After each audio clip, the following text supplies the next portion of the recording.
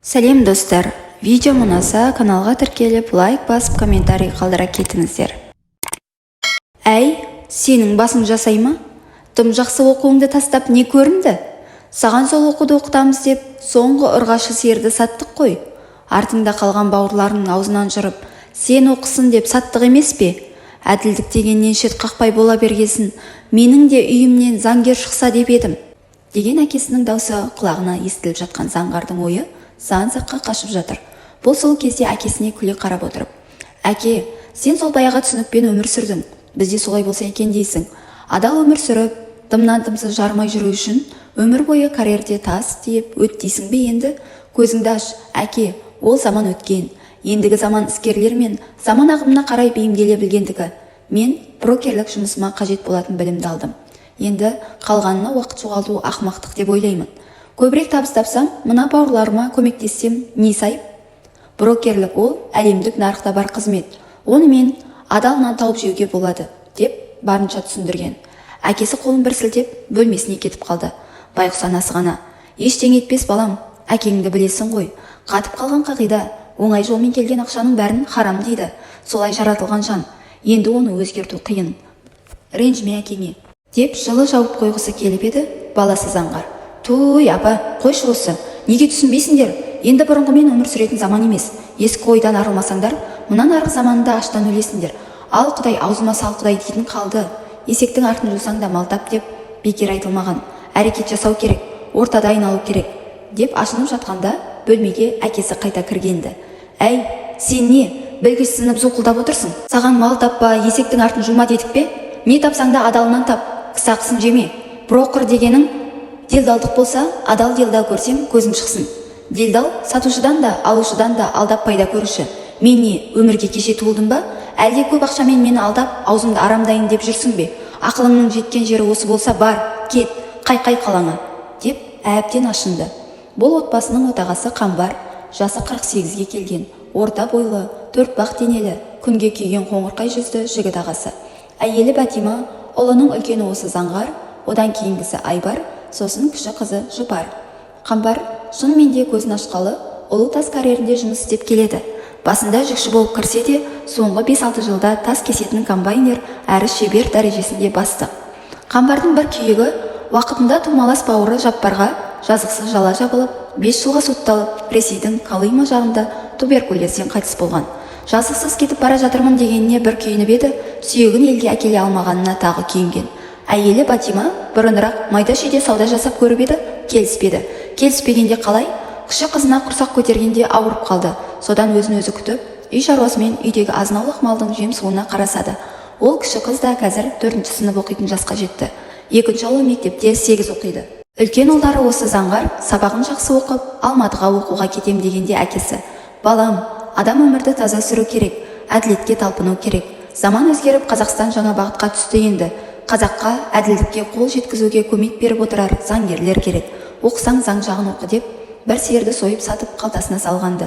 Енді міне, оқығанына жыл жарым болмай сырттайға ауысып, брокерлікпен айналсам деп отыр. Содан әке күйінбегенде кім күйінсін?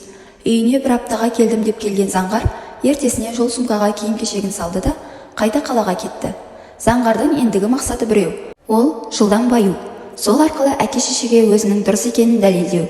Ата-анасына сықитып үй салып берсе, жаңа көлік алып берсе, ауылдағылар тыңдай қағардай жағдай жасап қойса, бұл қаланың мықты жерінің қызына үйленіп келін апарса, әке-шеше қайда барады түсінбей, өздері ақ әлі күлімдеп маңдайынан сүйіп қарсалар деген арман ойдың жетегіне түсті.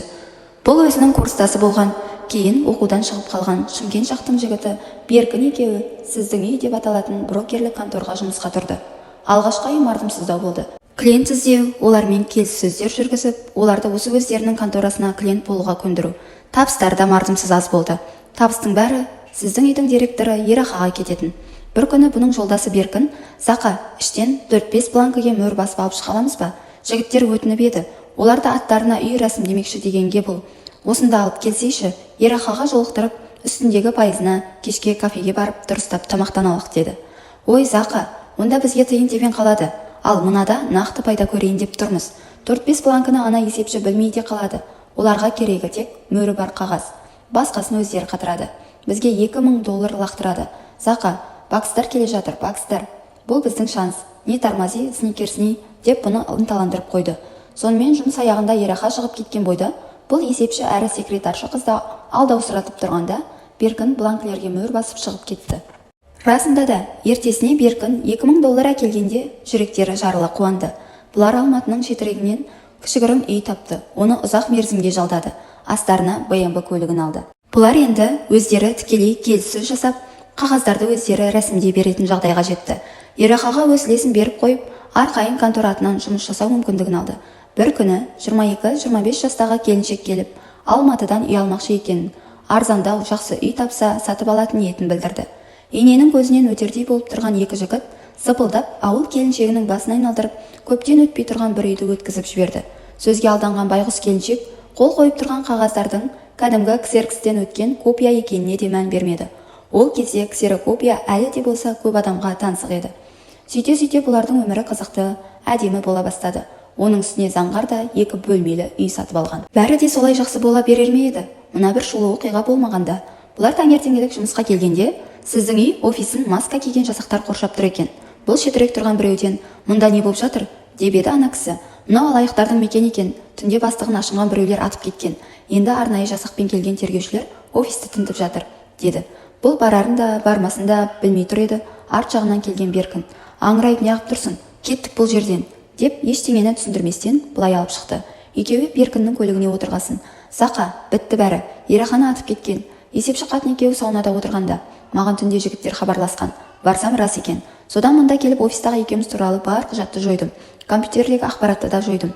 Екеумізді бұл офиспен ештеңе байланыстырмайды. Так что Зақа, Аязби әліңді біл, құмырсқа жолыңды біл деген. Мен кеттім. Бой тасалаймын. Мен сені, сен мені танымайсың. Заңғар ауылына баратын болып, пойызға билетін алып, вагонға мінгелі тұр еді. Сен бұл сенсің ғой, оңбаған, не бақ жиып қалдың? Маған ксерокопиямен біреудің үйін сатып жіберген сен ғой. Мен сенің кесіріңнен 2 баламмен қаңғып көшеде қалдым. Күйеуім өлгесін ауылдағы үйімді сатып, қарызданып, осы балаларым үшін қалаға келіп едім. Енді міне тентіреп, үйде жоқ, ақшада жоқ, вокзалға қонып жүрмін. Алаяқсың сен, деп тап бергенде, Заңғар жан-дәрмен вагонға кіріп үлгерді. Артынан ұмтылған әйелді есік алдында тұрған жол серік кіргізбей ұстап алды. Вагонға кіріп, жалма-жан купе терезесінен қарап еді, әлгі әйел перронда тізерлей отырып, жылап, қолын сермеп бірдеңелер айтып жатыр екен. Заңғар бәрін ұмытқысы келіп, көзін жұмып жата кетті. Бұл 1997 жыл еді. Заңғар қанша ұмытқысы келгенмен, бұл оқиға бұның алдынан қайта шығатынын білген жоқ. Шыққанда да өте қатты салдарымен шығуға дайындалып жатыр еді. Әзірге пойыз Заңғарды туған ауылына қарай алып барады. Алда 21 ғасыр. Заңғар аурухана төсегіне таңылып жатыр. Қанша жатқанын да білмейді. Есін жиғалы осында. Не болса да кім істеді, деп ойбайлап әйел келіп кетті. Заңғардың әкесіне, яғни өз атасына қатты ұқсап кеткен баласы. Әке, ассалаумағалейкум, жақсысың ба? Дегеннен басқа ештеңе айтпастан кетті. Мейірбике келіп екпе салып кеткесін ұйықтамақшы болып еді, ұйықтай алмады. 1997 жылы Ақтауға келген бойда Заңғар үй іздей бастады. Орталық шағын аудандардың бірінен тазалау 2 бөлмелі пәтер сатып алды да, тіркеуге тұрып, евро үлгіде жөндеп, әдемілеп алды. Су жаңа болмаса да, қалада ұялмай мінер көлік алды. Ауылға барып, әке-шешесін көріп, көңілін басып, 2-3 күн қастарында болды. Бауырларын алған киімдері мен тәттілерін беріп қуантып тастады. Тек әкесі ғана өзіне берілген қымбат шетелдік плашты көзінің астымен қарап отырды. Заңғар шынымен 2 бөлмелі үйін 3 бөлмелі қылды. Үйленді, ауылға барып той жасап, бет аштырып келді. Әйтеуір әкесі ештеңе демей тыныш өтті. Той соңында ауысқан тағамның бәрін көрші көлемде тараттырып берді. Тіпті малға құямыз деген жуынды жемді де, үйде жем толып кетті деген сылтаумен таратып жіберді. Мұндағы ойы әкесінің ұлының тапқан арам ақшасын үйіне қалдырмау еді. Заңғар оның не деуге батпады. Тойдан соң 2 апта өткізіп, құдалық ырым жоралғыны қаланың кафесінде өткізетін болып қалаға қайтты. Заңғар базар маңынан бір жар бутик ашып, біреулердің ақылымен олардың әйелінің атына өткізіп, қала әкімшілігіне жұмысқа тұрды. Керек кісілерді кафеге, саунаға апарғанның арқасында қызметі өсті. Тиын тебен жасауға да ыңғайлы орынға отырды. Сондай шаруалармен жүргенде келіншегі босанып, қызды болды. Қайын жұртына да көмектесіп, жақсы күйеу атаны білгерді. Бір қайын ағасын мұнайға жұмысқа кіргізсе, үлкен бажасын Бақтыбай Икарусқа отырғызды. Келін босанды дегенге әке-шешесі жұпар қарындасын ертіп, артынып-тартынып жетті. Ауруханадан шығарып өздерінше қалжа деген ырым жасап, құда-құдағилармен тұзға салып, бесікке бөлеп, ауылдарына кетті. Әкесі кетерінде келіні мен баласына қарап, келесіде ұлды болып жатсаңдар, жасқа толғаннан емшектен шығарып ауылға жіберерсіңдер. Мына кемпірдің әлі бір бала бағып қағар жағдайы бар деп ештеңе түсіндірместен үйден шыға берді. Келіні енесіне иегін қағып неге дегендей ишара жасап еді, туа берсейші, сосын белгілі болар дегеннен басқа ештеңе айтпады. Әйтсе де заңғар түсініп қалғандай, әкесінің ойы, ұл бала болса мыналардың тәрбиесіне қалдырмаймын дегендегісі. Заңғар мырс етіп күліп, ай, әкем-ай, деді іштей. Қалалық акиматта бірге жүрген досы Қонтай бұған бір қызық идея айтты. Заңғар, сен неге қалалық мәслихатқа депутат болмай жүрсің? Танысың көп, шанысың да жоғары. Басқа адам өтпесе де сен өтесің ғой. Мен дауыс жинап алуыңа көмектесемін. Ұсынатын ұжымдар сірә өзіңнің адамдарың. 2 айдан соң қалалық мәслихатқа сайлау өтеді. Соған сені ұсынып өткізіп жіберейік, деп бұны қызықтырып қойды. Депутат болғанда не істеймін мен? Деген сұрағына Қонтай, ештеңе де істемейсің. Халықтың ақшасына әкімнің сөзін сөйлейсің. Әкім не десе соған қол шапалақтап отырсаң жеткілікті. Ол жерде саған айлық төлемейді, бірақ салықтан босатыласың. Бизнесің салық төлемейді. Сосын басқаларға жабық есіктер саған ашылғыш болады. Мүмкіндігің кеңейеді. Ойлан, бұл да бір сәті түсер нәрсе деп арқылдай күлді. Мынау шын айтып тұр ма, өтірік айтып тұр ма деп күмәнданса да, бәрі Қонтай айтқандай сценариймен болды. Сөйтіп, Заңғардың жағдайы дөңгеленіп жүре берді. Оқуын бітірген інісі Айбар ауылға кетті. Жай кеткен жоқ, үйленіп кетті. Барып дүркіретіп той берді. Жылдар жылжып, күндер өтіп жатты. Заңғардың да қызы өсіп, соңынан тағы қыз болды. 3-шісі ғана ұл болды. Неге екенін кім білсін, әке баяғы сөзіне оралмады. Келді, көрді.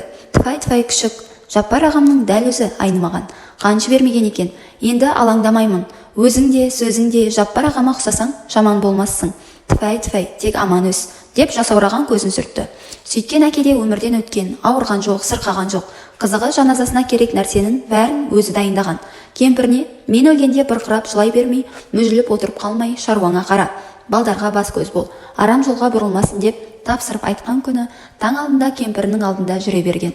Заңғар аурухана төсегіне байланып жатып, осылай бар өмірін көз алдынан өткізіп көрді. Қазір 2017 жылдың ақпан айы. Жолдас жігіттермен сыралатып болып, түн жарымда тарқасқан.